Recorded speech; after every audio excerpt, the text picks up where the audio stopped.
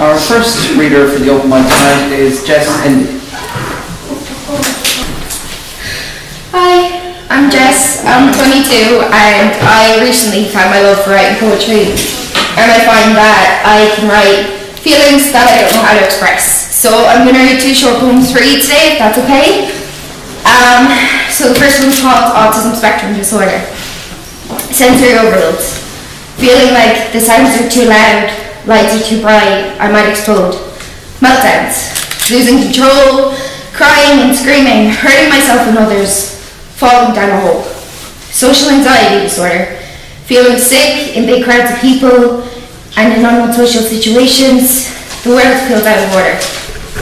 Feeling overwhelmed. Too many sensory inputs. Flashing lights, too many people. I need to be in a dark room and tightly held. Trouble with sensory processing. Sensitive to bright flashing lights, certain textures and sounds. They can physically hurt, feels like I'm torture bound. Having a hard time socializing. Overthinking what I said, having trouble fitting in and finding it difficult knowing what to say. Sometimes I can't even speak, I have trouble vocalizing. Difficulty expressing emotions. Sometimes I feel too strong, but I don't know what or why. Like I'm drowning in an ocean of emotions. With this comes feeling emotions so intense, and I don't understand them, so it doesn't make sense. All these feelings are part of me, and all these things can be daily because I have ASD.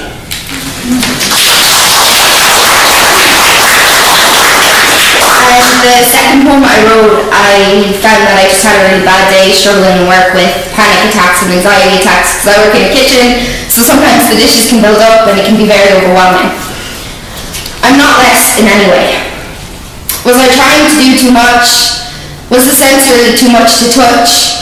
Was I getting too overwhelmed and didn't breathe? I probably should have taken time to breathe. Because now I sit here, my break time up, and all I want to do is throw up. But I'm an adult, I've been told. So I can't just stay here in the cold. I need to just stop having a panic attack, go back to work, and stay on track. In my head, all I want to do is cry, but I go back to work and wonder why. The pressure builds in my head, all I want is the comfort of my bed. My autism doesn't make me who I am, yet when I struggle, those words feel like a scam. All I do is a job that everyone can manage, so when I break down, it feels like such a disadvantage. But I do my job because it's what I need to do, and sometimes I might struggle through. I'll have the days with my ups and downs, but so does everyone in every town. Sometimes I need to breathe and take a minute, and sometimes I break down and cry, but I always get up and try. So in the end, what I'm trying to say is I'm not less in any way.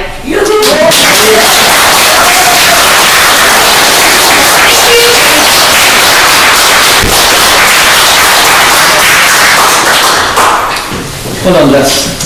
Our second reader tonight is Mary Stewart.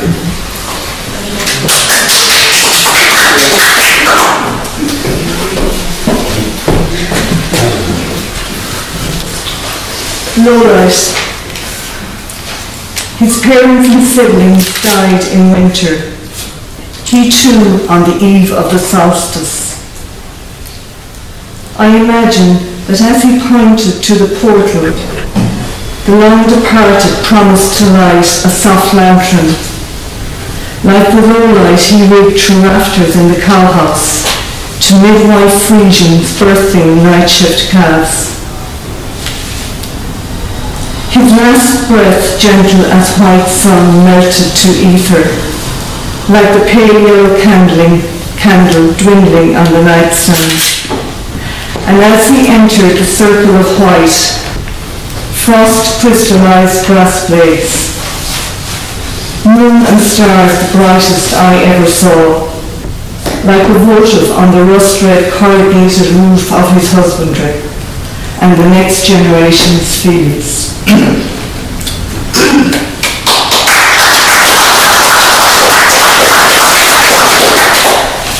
Dreams. I dream on a garden chair, head turned 2 white doves shuffling on a beech hedge. Her salt and pepper hair brushing a roll collar of green suede.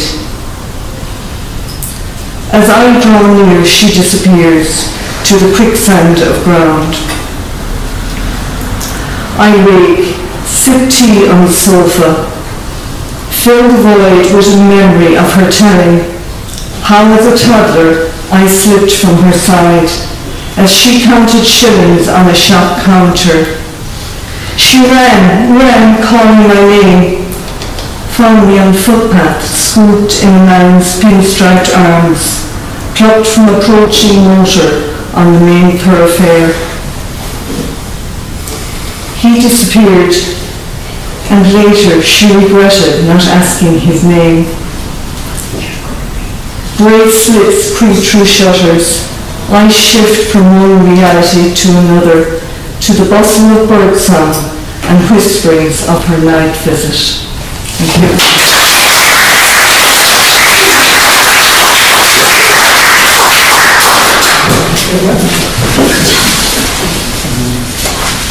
William William.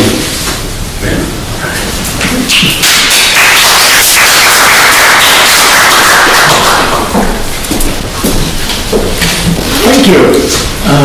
Eugene and Michael especially, thank you, and thank you as well. We heard earlier about a famous American songwriter, and there's another popular American songwriter called John Denver. And one of the famous songs that he has is West Virginia, Almost Heaven, West Virginia. So this first poem that I'm going to read is inspired in West Virginia, West Virginia sunrise, and the second was actually about a river in West Virginia that I love. First is called The Gardener. He tended his garden in the spring of his life, where he touched and smelled the seeds of a love unimaginable. He watered his garden in the summer of his life, when he watched in sheer delight his flowers becoming. Yet never could he pick up the blade to cut them and place them in a vase at the center of his table. He chose a mystery harvest that comes in bunches and waves of beauty that even a gardener finds hard to understand. Meadows of wildflowers far afield from a garden, once fenced with windows, reminders of someone still planting memories in the flowers he loved.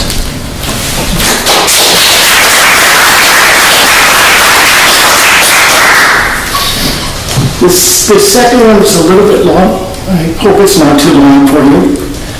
But I ask you to imagine being by yourself in nature and hopefully identifying with the person who this poem is about. I sit on a rock by the water's edge, where wandering has led to wondering why the river is so lazy and why I prefer to float down streams in a canoe without rudders and without making any effort. In the silence, the answer to a question that I didn't know I had asked. Yes, it was the right decision to buy that canoe. I look above the water's edge, wondering why the branches are lazy too, and why my arms fall and rest and swing most of the time, yet reach out to something or to someone, especially when they're falling, hardly any of the time. I look beneath me on the water's edge, wondering why this boulder never moves, and how can it be that it can be so incredibly lazy all the time? I wonder why I pick up stones, never rocks, to line my pockets, and why I skip pebbles many times only by myself across the river before they sink, except in my amazement. I wonder how it can be that wildflowers, sticks, and leaves of every size, shape, and hue are just a small sample of gifts of nature that I can pick or pick up anytime I want, wherever I want, without ever having to pay a penny.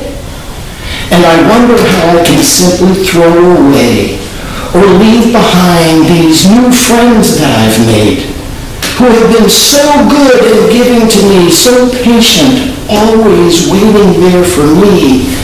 And I ask what kind of person would pay more for a canoe than attention to his or her friends.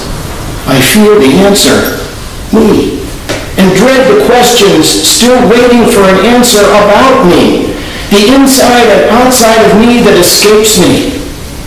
I inhale a warm late summer air and exhale slowly, wondering if my clouds of doubt could change the weather and what it means to be free and alive on the edge of a river where the rays of the sun filter through the trees.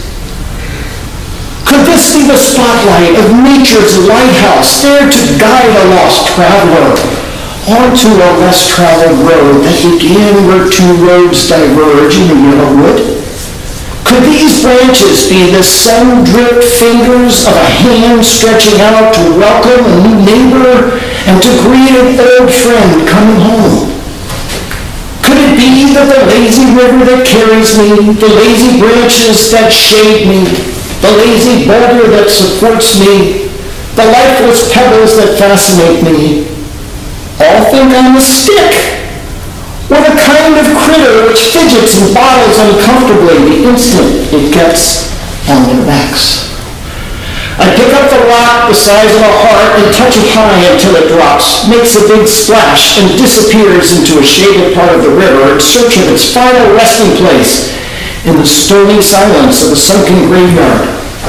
The rippling river excites and engages me with leaves that ride piggyback on its back and that drown again and again. The front of my canoe edges closer to the river of the edge of the lazy river, and I begin to step in.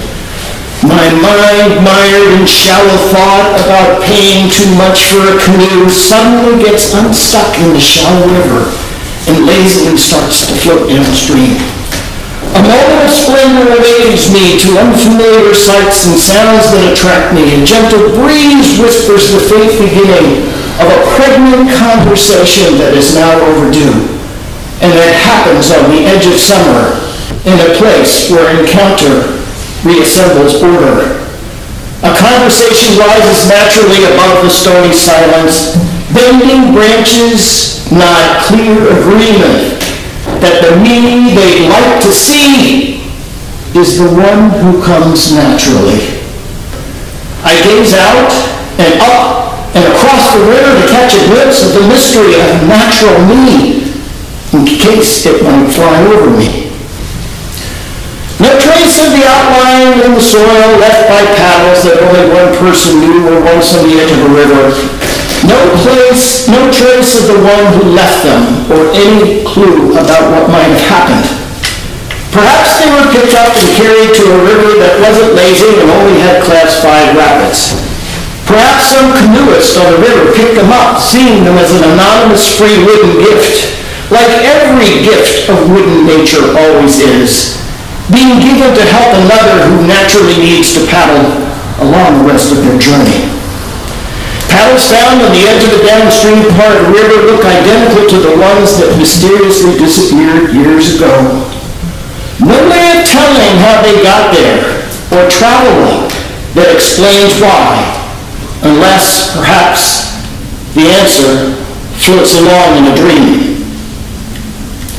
Eyes welcoming the face of mystery in a place where lazy words don't see and can never touch the heart of the matter.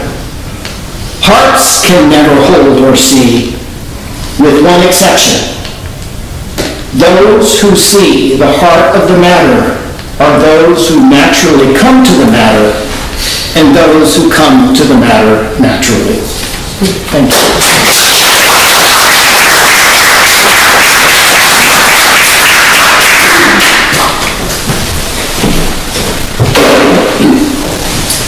Comments and thoughts?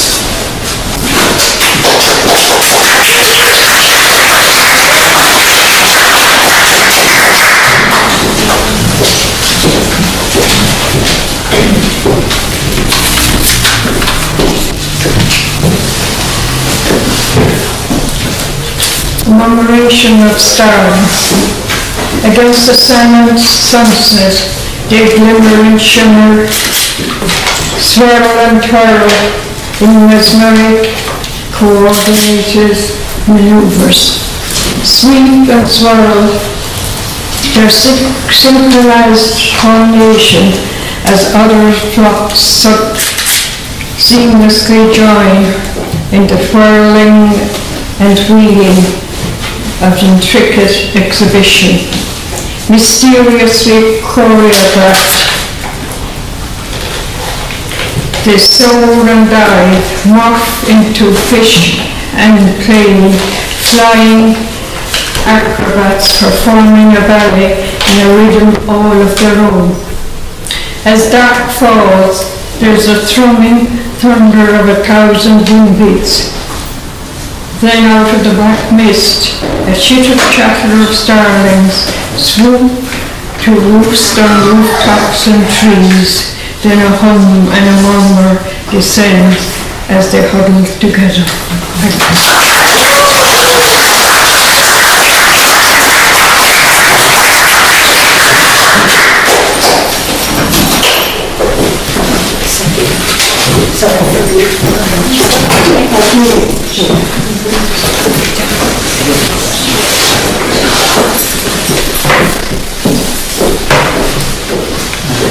Reading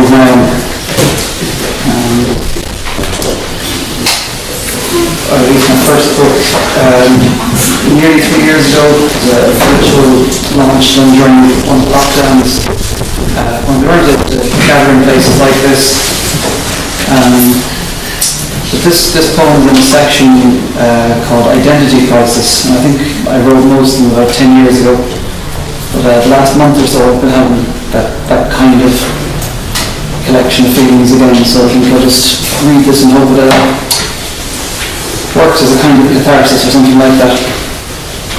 Hermitage fantasy. If I were to give in to desire without limits or boundaries, constraints of finances or time, or the judging eyes of society, I would find a quiet place to hide with stacks of books of poetry. Teach myself the tricks to write like the fabled scribes of history. And I'd make time to learn to fight, to dance, and to perfect my body, and shape myself so that it might balance form and utility, and fuel it all with a healthy diet, avoid temptation's devilry, favour seasoning, herbs and spice, and attention to detail in recipes. And there would be time for the delights of paint and canvas and imagery, and everything between darkness and light, and passion corralled so carefully. With music too, of course, inside my hiding place to comfort me, and instruments so day and night I could play loud or quietly. And I'd emerge when the time was right, with newfound wisdom and skill, set free to face the world with confidence, pride, and some sense of an identity.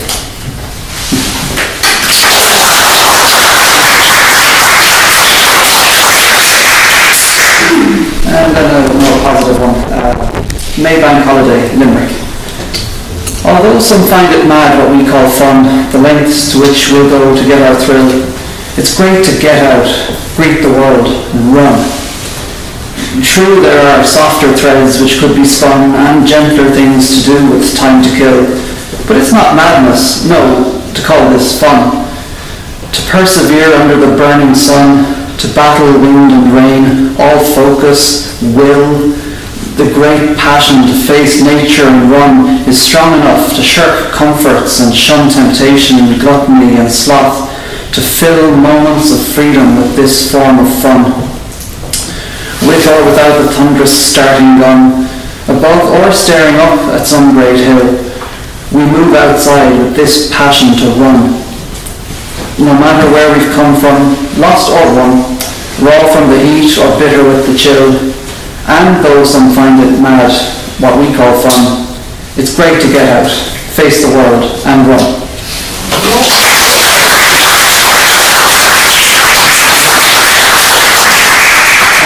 Up next, Michael Jurek.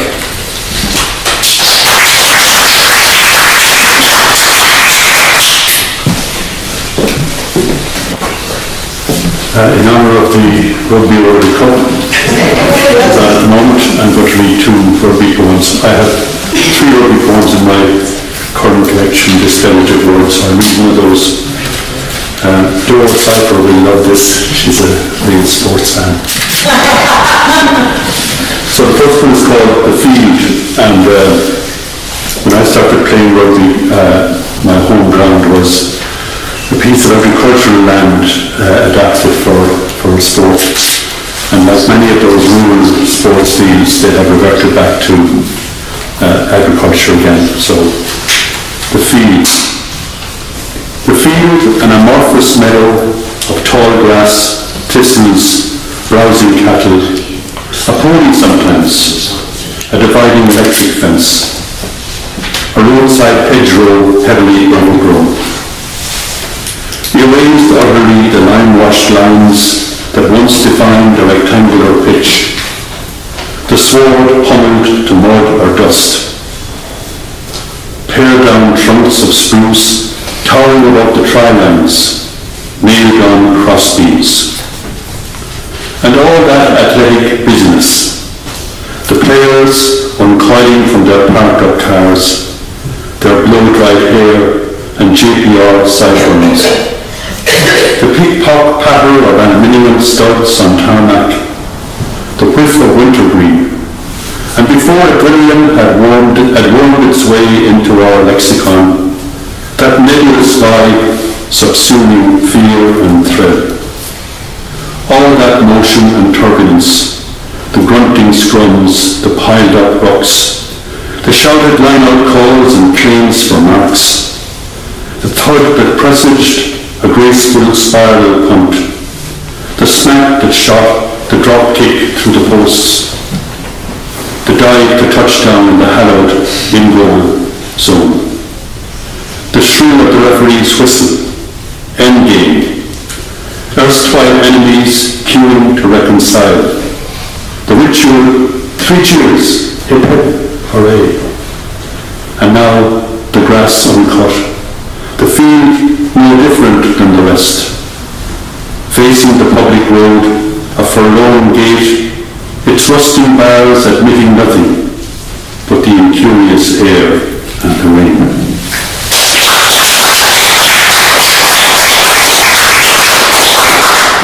And my second rugby poem is a more recent one. Tomorrow Ireland plays South Africa, the world champions. And last November down in Cork in the Gaelic pitch of Porty-Creeve, the first rugby match took place, and Munster, my team, was playing South Africa, touring South Africa. So I attended with my son who lives and works in Cork. And the poem is called Keeping the Faith, Porty-Creeve, November 2022. It's what true fans do. They keep the faith, disregarding insurmountable odds, poo-pooing David and Goliath mismatched talk. It's why we set out from Oliver Plunkett Street to trudge the soggy miles by Parnell Bridge, Albert Quay and Blackrock Road, out to the park by the Lee, under the electric heights of Mayfield and Glanmire, to rock up at the turnstiles just as the team coaches were tunnelling into the bowels of the stadium. Unconditional faith led us to the city and terrace, to brace ourselves against the wind and rain, to sip cold beer and observe the warm-up rituals and the slow-motion assemblage of 40,000 souls. Newsprint records the facts and stats, the numbers and names that matter to posterity. The score, Munster 28, South Africa 14. The try-scorers, Daly, Zebo, Barron, Haley. The goal kicks, tackles made, turnovers won. All very important, but not the whole story. The ones who kept the faith remember the victor's lingering, halting lap of honour. Was it still raining? If so, like Andy McDowell after the fourth wedding, we didn't notice. We retraced our sodden steps back to the city, to the watering holes of Winthrop and Marlborough Street, before walking partly on land, partly on water, partly on air, by Western Road in Mardyke to Dennehy's Cross. And in a house in Wilton Road, we slept the sleep of the just, content that we had kept the faith.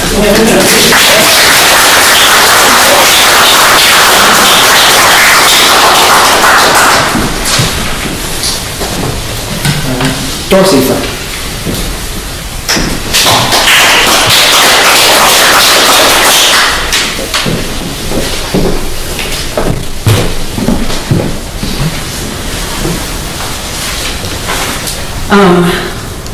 I thought I was coming to hear a poetry reading tonight and was completely unprepared to read myself, so I had to dig up something from online. This poem is called Beware of Ducks, and I wrote it while spending some time out in the garden during the first year of the pandemic. Beware of ducks. Snails trailing evanescent glitter just by virtue of going places, reflecting the light that follows everywhere, sinuously feeling their way around with immense gentleness, having the fortitude to carry the weight of a home and the bravery to emerge from it with all their fragility. It's dangerous to be a snail, yet they cannot hurry. Instead, they slowly highlight the way, reflecting the ground so others may follow. How hard the world must feel to the underbelly. How rough when poked with soft tentacles, reaching out to feel, to touch, to discover what's out there.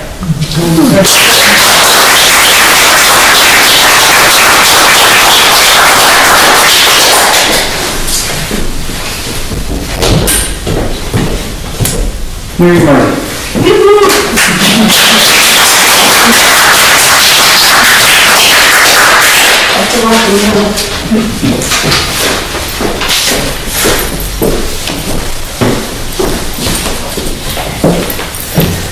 Good evening, ladies and gentlemen. My name is Mary Murray, and this is a poem I wrote about 7 years ago after the death of a very dear friend and poet, you know him, Dominic.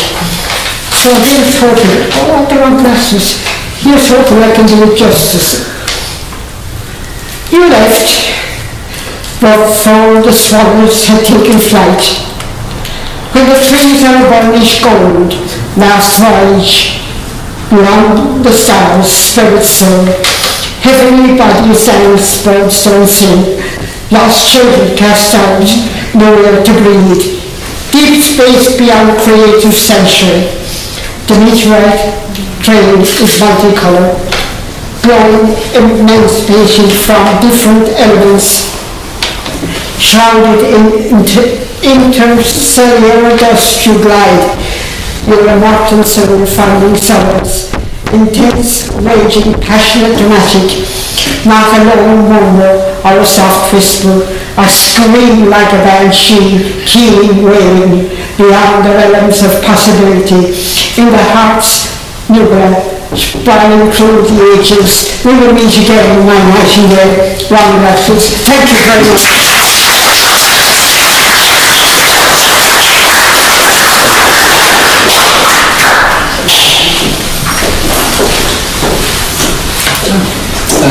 Once again, thanks to everyone who came tonight. We're going to finish with another piece of music from Phila.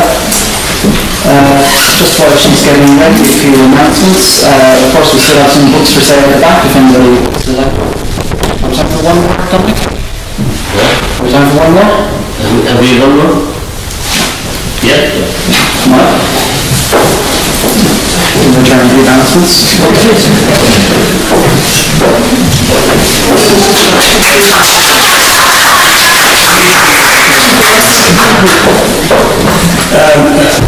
Sorry.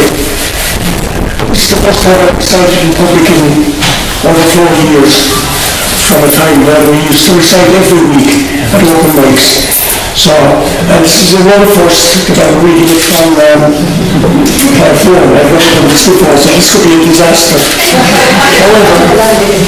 However, as I speak, my son is on his way from Sweden with his new wife of 5-6 weeks.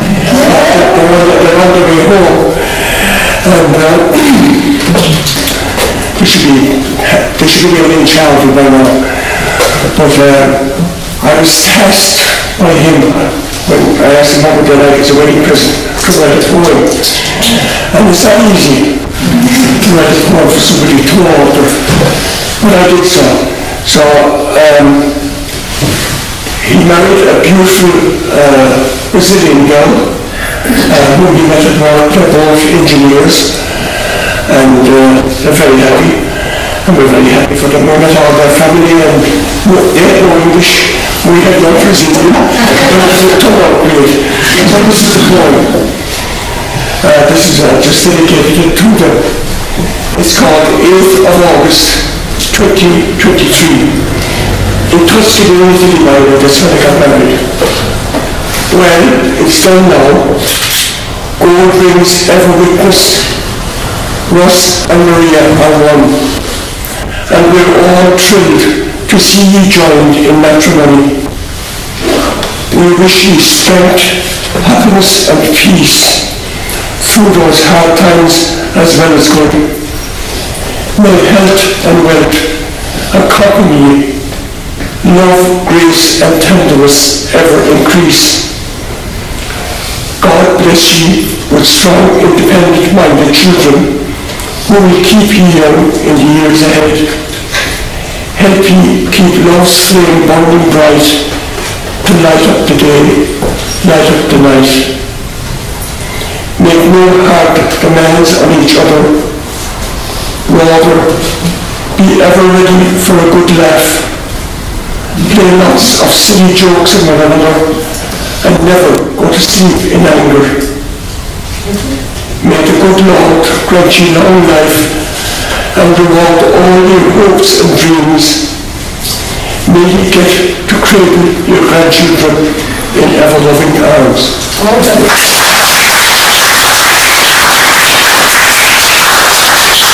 Just a couple of events to keep in mind for the next couple of weeks. On Monday, we'll be launching a book by our friend Edward O'Dwyer, and that will be happening at the Strand Hotel at 7:30 p.m. So that's Monday, just after the weekend coming.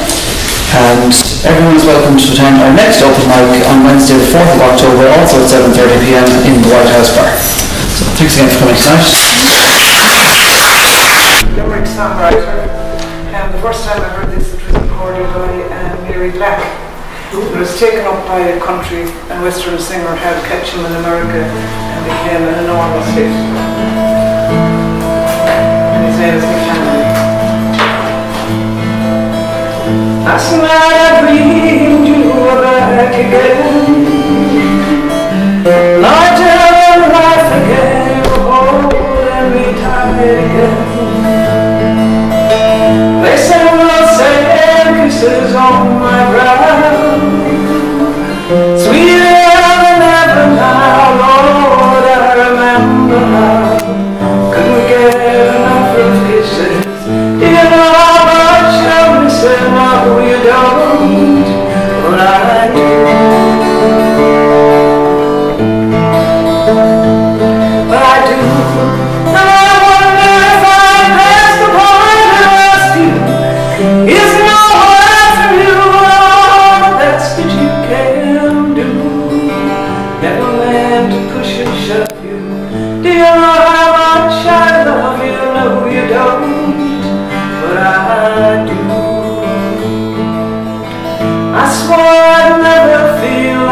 again. Fools like me never win, brought to my knees again.